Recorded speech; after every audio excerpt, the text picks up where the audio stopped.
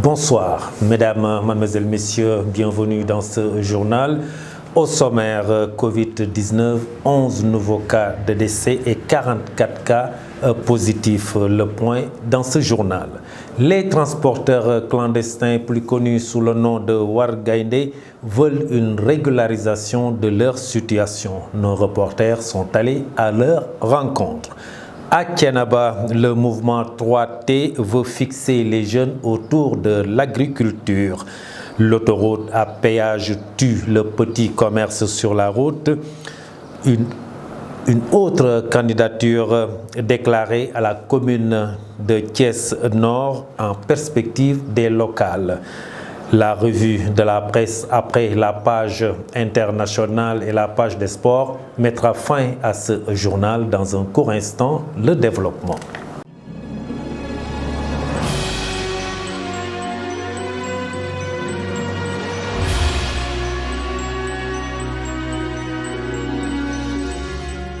Mesdames, mademoiselles, messieurs, bonsoir et bienvenue dans ce journal. Je vous le disais tout de suite dans le sommaire, le ministère de la Santé et de l'Action sociale a reçu les résultats virologiques de ce lundi. Sur 2286 tests réalisés, 44 sont revenus positifs. Il s'agit de 6 cas contacts et 38 cas issus de la transmission communautaire. 11 cas de décès ont été enregistrés. Le point Covid avec le docteur El Hadji Mamadou Ndiaye, directeur de la prévention au ministère de la Santé. Le ministère de la Santé et de l'Action sociale a reçu les résultats des examens virologiques ci-après. Sur 2286 tests réalisés, 44 sont revenus positifs, soit un taux de positivité de 1,92%. Les cas positifs sont répartis comme suit. Nous avons eu 6 cas contacts suivis par nos services.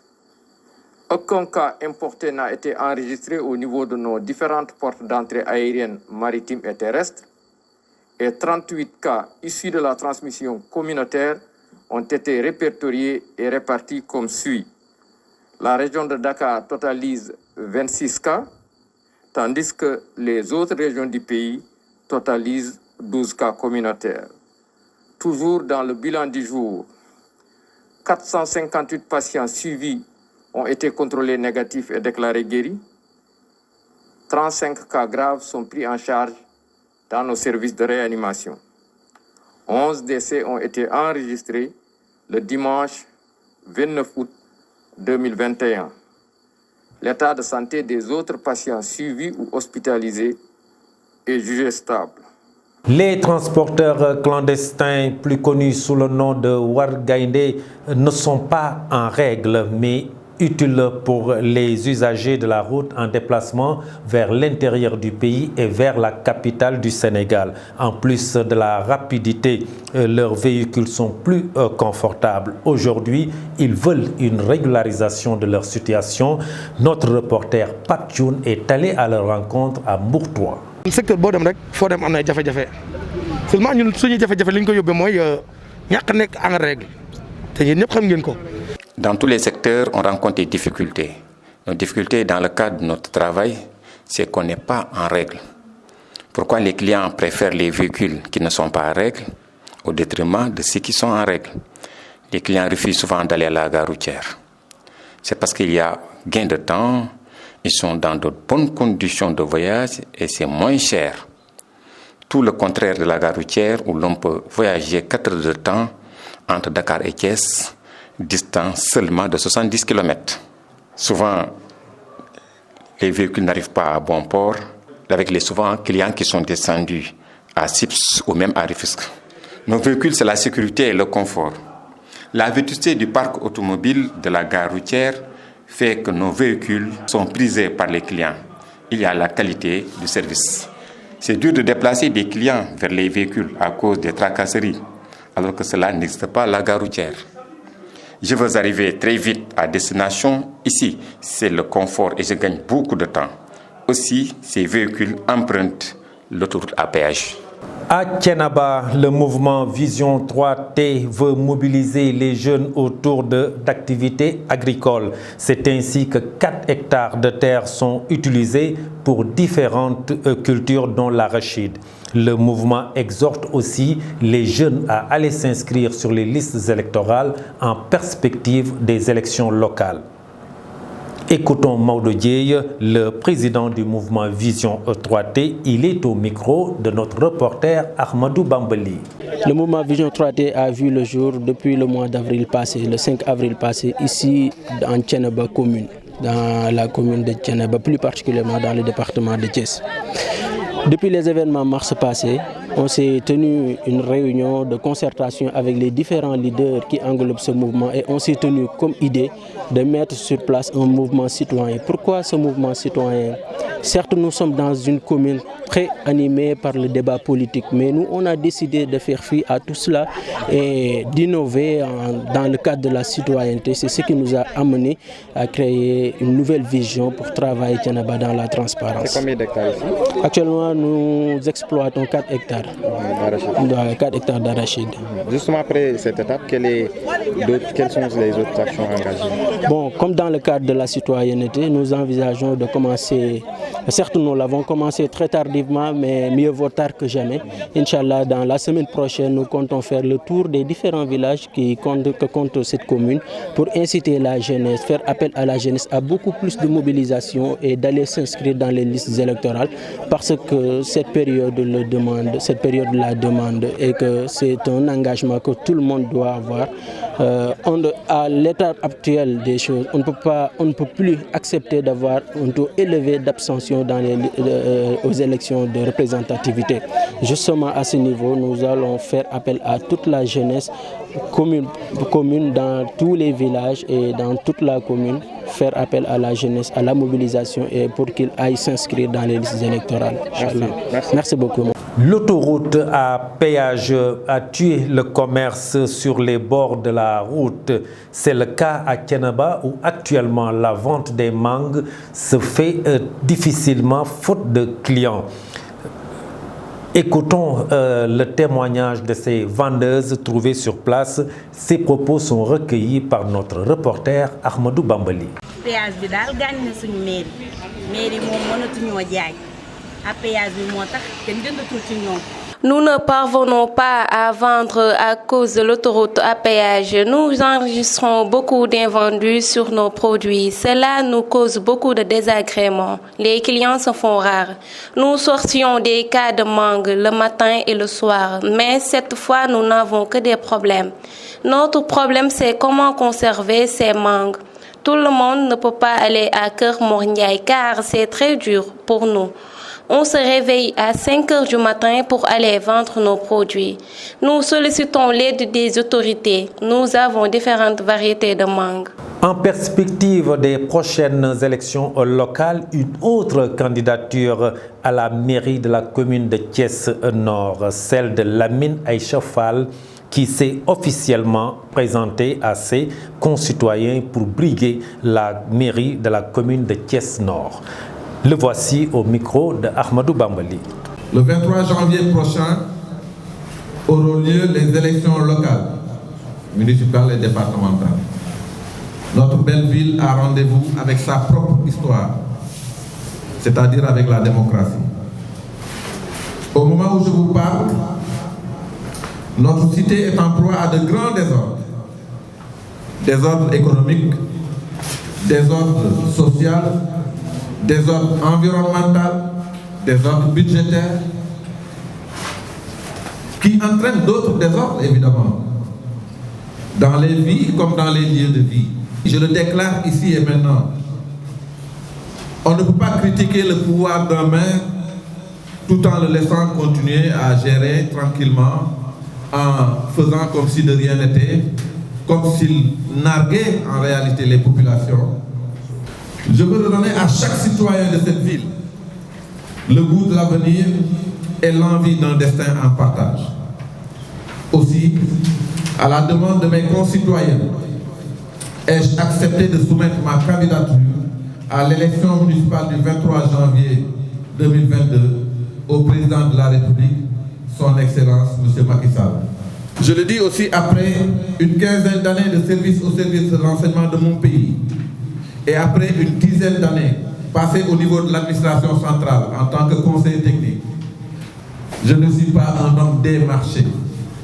Je suis un homme du peuple et je dois me placer à un niveau d'incorruptibilité insoupçonné qui puisse faire de moi celui dont le destin brille, celui dont l'étoile a choisi justement le meilleur des endroits, le meilleur des pays, le meilleur des régions, le meilleur des communes, la meilleure des communes, c'est-à-dire Thiès-Nord.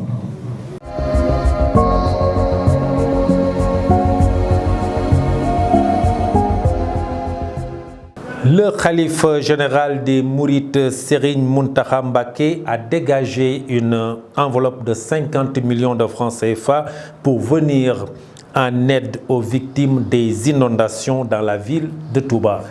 La page de l'actualité nationale porte la signature de notre consoeur Fatou Karagueye. Démarrons l'actualité nationale par le médiateur de la République, Alioune Badara Cissé, décédé samedi à Dakar, qui a été inhumé dimanche en fin d'après-midi au cimetière de Bahia à Touba. La dépouille de l'ancien ministre des Affaires étrangères a été acheminée dans la capitale du mouridisme après une cérémonie de levée du corps empreinte de sobriété à l'hôpital principal où il est décédé des suites d'une maladie. Et puis le khalife général des Mourides, Serigne Mountakha Mbacké, a dégagé une enveloppe de 50 millions francs CFA pour venir en aide aux victimes des inondations dans la ville de Touba. L'annonce a été faite hier par son porte-parole Serigne Bassirou Mbacké Abdou Khadre lors d'une déclaration en prélude du Grand Magal de Touba prévu en septembre. Enfin, l'agence sénégalaise de la reforestation de la Grande Muraille Verte nourrit l'ambition d'atteindre un taux de suivi d'au moins 80% de ses plantations en fait d'avoir d'ici 5 ans une grande muraille verte bien établie, a déclaré dimanche son secrétaire général, le colonel Moussa Diouf. Il a annoncé le recrutement de 5 000 jeunes dans le département de Louga, lesquels seront déployés dans les communes pour sensibiliser sur la grande muraille verte, mais aussi s'occuper de la surveillance, de l'entretien et de la lutte contre les feux de brousse, ainsi que du regagné et de l'arrosage. C'était tout pour l'actualité nationale.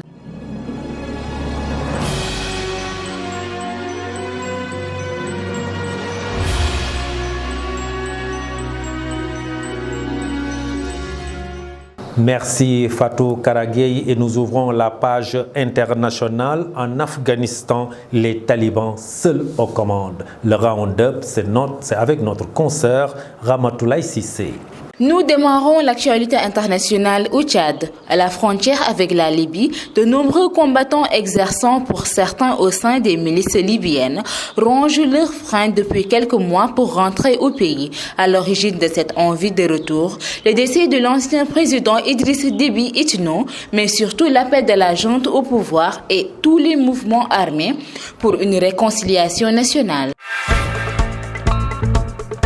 Au Cameroun, les ONG qui travaillent sur les droits de l'homme sont particulièrement visées. Le réseau des défenseurs des droits humains en Afrique centrale fait part de son inquiétude pour les associations camerounaises avant tout. Ces structures étrangères ont désormais 1 mois jusqu'à fin septembre pour se conformer aux nouvelles directives, à savoir fournir un dossier complet.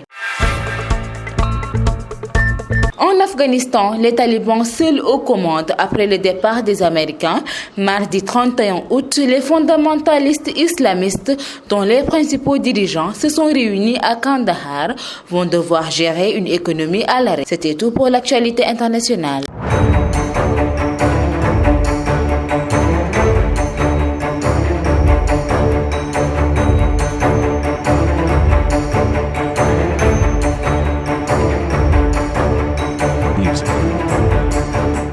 Et pour cette page des sports beach soccer, le Sénégal termine à la 4e place Et pour le basket en Afrobasket à Kigali, les Lions du Sénégal sont qualifiés pour les quarts de finale. La page des sports, c'est avec notre consoeur Ndeye Koumba Fall. Démarrons l'actualité sportive par l'équipe du Sénégal qui ne figure pas sur le podium de la Coupe du monde de beach soccer. Après sa défaite 7-9 devant la Suisse dimanche à Moscou lors de la 3e place, les Lions de la plage terminent donc à la 4e place derrière leur adversaire du jour.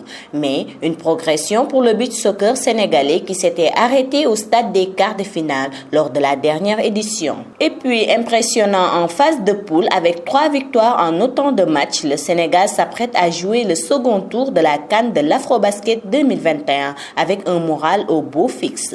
Vainqueur 93-55 de l'Ouganda en ouverture, les Lions ont ensuite dominé 104-93 le Soudan du Sud avant d'écraser le Cameroun 98-65. Après ce beau parcours dans le groupe D, le coach sénégalais Boniface Ndong félicite ses joueurs et les alerte pour le tour suivant. Et enfin, la cérémonie officielle du tirage au sort des éliminatoires de la Coupe du monde FIBA 2023 aura lieu mardi 31 août à 10h GMT à la maison du basketball Patrick Baumann. Cette cérémonie marque une étape importante dans le chemin qui mène à la qualification pour la Coupe du monde FIBA 2023 prévue dans 2 ans en Indonésie, au Japon et aux Philippines. L'édition 2023 sera la toute première à être organisée dans plusieurs pays. C'était tout pour l'actualité sportive.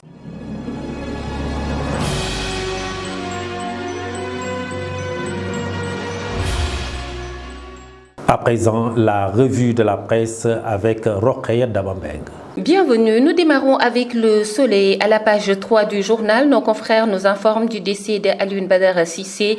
Ce dernier a été inhumé hier à Touba, au grand cimetière de Bakia. Une grande foule l'a accompagné à sa dernière demeure. Le journal parle de la fin de la mission d'un régulateur et Macky Sall d'ajouter « Je rends hommage à un homme de conviction et un brave compagnon ». La Tribune, à sa page 3, revient sur les promesses et les réalisations de Senghor jusqu'à Macky Sall et de rappeler qu'au Sénégal, où les présidents sont élus au suffrage universel, les promesses électorales influent sur le choix des électeurs, mais si des milliers de promesses sont souvent faites aux populations, peu sont celles qui se réalisent, de Senghor en passant par Diouf, Wade jusqu'au président Sall. Tous ont eu à faire des promesses dont certaines sont restées sans suite, indique le journal. Dans Direct News, Daoul Chow cite ABC, je ne suis rien quand je ne suis pas convaincu de ce que je suis. Ce que je suis, je le suis entièrement, pas à moitié. Cette assertion de Cheikh Anta Diop, il en avait fait sienne, quitte même à déranger ou à susciter la colère chez certains, et d'ajouter adieu ABC. qu'Allah l'accueille dans son paradis céleste.